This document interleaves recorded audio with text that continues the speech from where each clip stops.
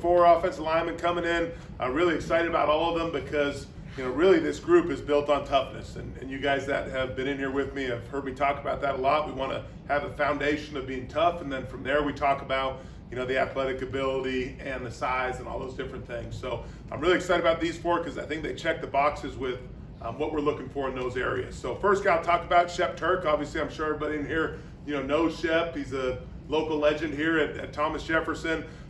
One of the best highlight tapes you'll ever watch because that guy is out here just rolling off the football, moving people, getting after guys' tails. Like, it is so much fun to watch this kid play. And one of the best things about him is he's just a guy that'll do whatever you ask. Like, he was one of the first, he may have actually been the first recruit I met when I got here in February, and he was like 230 pounds, something like. They were like, is this kid big enough to play offensive line? And we were like, you need to get a little bigger, son. And he just started eating and lifting and getting bigger, and he looks great right now. I mean, he's like 285 right now, and he looks solid. And I'm just really happy with the way he's approached this whole process, and his future is going to be so bright because he's got the work ethic. He's got the everything you look for in an offensive lineman as far as those things. The next kid, Torian Chester, really talented offensive lineman from down in South Georgia. A lot of good offensive linemen come from that area, and he's probably one of the best. They run the ball down there just about as good as anybody in the nation. So it's good, a lot of fun to watch his tape as well. His big thing is he's a finisher, and I love that. I love watching him dump guys over the pile and run his feet through contact and just do a great job there. He's a big family guy. He's, with, like Coach talked about, the new recruiting calendar here, you don't really get to go down there and see the family like we used to. So I've spent a lot of FaceTime hours, telling mom, hey, it's going to be okay. Your big 6'4", 305-pound baby's going to be just fine. We're going to take care of him. So excited about him as well. The next one, Jordan. George's probably, one of the best tackles in the nation right now as far as the way he plays. Super athletic kid. Just the way he moves around, the way he pass sets, the way he comes off the football. He is just an absolute treat to watch play. And the funny thing about him now is he comes from, a family of giants. Like, I went down there with Coach Bates, and, we met them at the school, and we just randomly ran into his mom walking by, and they were like, she was like my size, like height-wise, she's a big girl. The whole family's like that. So it's awesome to see the size and the potential that he comes from and that he could work into right there. The last one, Akram, so talented tackle, from across the pond. A lot of people ask me, how'd you find Akram? How'd you get a hold of Akram? Well, obviously I got here late in the recruiting process, and we were looking all across the nation for a tackle that fits what we're looking for. Athletic, long, mean streak, right? We weren't really finding what we were looking for. So, what do? You expand your search radius a little bit. Well, we expanded that thing quite a bit, right? We found him over at a really interesting high school over there. It's called the NFL Academy, and it's got really big ties to the NFL. And there's a lot of talented players that come out of that place year in and year out, especially offensive linemen over the last couple years. So he's one that I think with his size and the fact that he's going to be an early enrollee here, I think that's going to be great for us and great for the Pitt Panthers. Any questions? So I asked Pat this in his statement, he referred to you.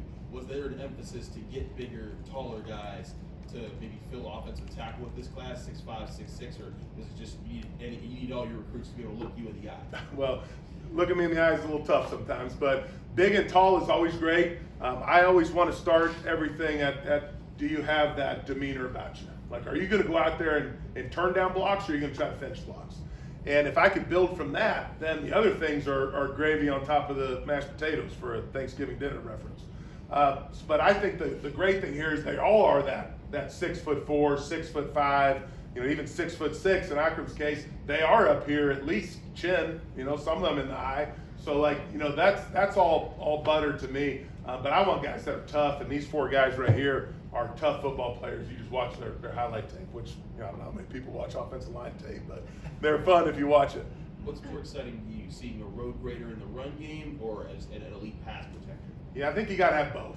You got to be able to do both things. especially in today's offense. You got to be able to protect the quarterback. You got to be able to run the football. You got to be able to do both those two things equally as well. I kind of tend to say, hey, if you can pass pro, you can probably run block pretty well too. So, if it was like 51%, I want to see pass pro, 49%, I want to see a run block. So slight margin of error, just because I think pass protection is such a hard skill to master. And, I think it's good to see kids that are developed to a certain extent in that area, which some of these kids are. Jeremy, how does the speed at which you guys want to play impact what you're looking for in an offensive line? Now, I got full faith that Coach Stack downstairs, I could bring in, a guy the size of a dump truck, and he'll get him in shape by the time the season comes around. So, not that I would do that, but I've got faith in him. So that's not something that I don't take that into account. Speed of play at the high school level. I'm not looking for that when I recruit, because I have faith downstairs that they'll get him right in the ironworks. Is Chester a guard? Yeah, he'll be a guard. Yeah, he'll be a guard. I would predict, Shep would be the one that we would have to see kind of where he pans out over the course of, his first year or two. He'll probably end up somewhere inside, whether it's center guard, possibly tackle. I'm gonna play the best 5 guys. So, it's but for sure, Torian would be your a guard inside. Shep's kind of between the other two are tackles for sure. With Shep being the long wheel guy, how have you seen him sort of fit that Pittsburgh toughness, that Pittsburgh grit? It's awesome. He's Pittsburgh through and through. He was one of the first commits we had. He was obviously my first commit on the offensive line, and he's kind of glued this whole class together. He's always got those.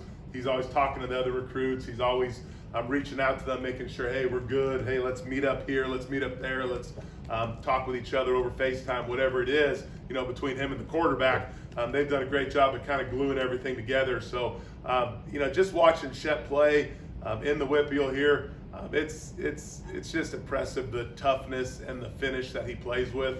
I just enjoy watching that, and if you get a chance, watch his tape, because it's phenomenal. It seems like offensive line might be the most difficult position to project of how guys are going to be 3-4 years from now. Do you feel like as such it's just a good idea as a practice to take 4 or 5 guys every year, just take a lot, just give yourself a better chance of something panning out? Yeah, we're going to take what we need. It depends on what you lose and how many you lose this year and what your balance is in class to class. We're not just going to throw a bunch of darts at a board and see which one hits. We're going to put a lot of thought into the evaluation. We're going to take the right amount of guys that make us good in that class and that fill however many we need when the time arises for those guys to play. So obviously, selfishly, I'd love to take 10 a class. That'd be great, but you can't do that. So more is obviously great because of the projection that you have on the offensive line. But I feel like we've got some great evaluators. Obviously, Coach Sanders with Shep and Coach Bates down there with Jordan and Coach Archie with Torian. Those guys evaluate as good as anybody. So I think that we've done a great job evaluating these 4 guys, and they're exactly what we need. So I'll take whatever the necessary number is. But is offensive line the toughest position on the field to play early? it is. Yeah, I would think offensive, defensive line. I think Coach Dow's maybe quarterback too. There's a lot to go into that. But you just talk about offensive line. You could be going against a guy that's been in a college strength program for 5 years, and he's 6'5" on the defensive line, 295 pounds, and you're 6'4", 260 coming out of high school, where maybe your strength coach was the same guy that's teaching world history. I don't know. So it can be a little bit difficult to play early on either side of the line, and at quarterback, because so much goes into that spot. Anything final for Coach? When did Akram start playing football, and how has he transitioned, I guess, play overseas to try to transition playing over in the States? The great thing about Akram is where he plays at the NFL Academy, they play an American schedule. So he'll come over here and play. You've heard of IMG, right, down in Florida? They'll come over here and play IMG. They'll play the school in Ohio, Massillon. They'll play Massillon too. So they'll play a really good schedule. So he has not had to play like a bunch of guys who don't know, inside zone, outside zone, whatever. Like, he's playing a really good schedule. Now, he's only played for a few years, and I'm okay with that, because that's how I was in high school. I only played for a few years, right? So I'm okay with that because it gives me a bigger canvas to paint on him. I can kind of mold him into what I'm looking for in an offensive lineman. So I think that's okay. That's not negative, I don't think, in any way, shape, or form. Go to Christian last one. Thank you. I know you said 51% pass protection, 49% run blocking. where do you see these guys leaning as far as their specialties? Are these guys more pass blockers, run blockers, or kind of in between? They're going to be tweeners like that because that's what we got to be on offense. You know, we've got to be two-dimensional and we got to be able to run the ball and pass the ball. So I would never go out and just, you know, recruit a guy who's, you know, just running gap down backer every play, you know, or just dropping back and throwing the ball 900 times a game. You know, the guys have got to show me that, you know, they've got the ability to do both things, right? And sometimes it's a little bit harder to see in high school, throwing the ball, kick slides, things like that. But you can see the athletic ability when they do pull or when they're outside zoning. You can see if they've got that factor that would translate to pass protection. But I'm looking for a guy that can do, you know, both of those two different things. Coach, thank you very much. Got it. Thank you guys.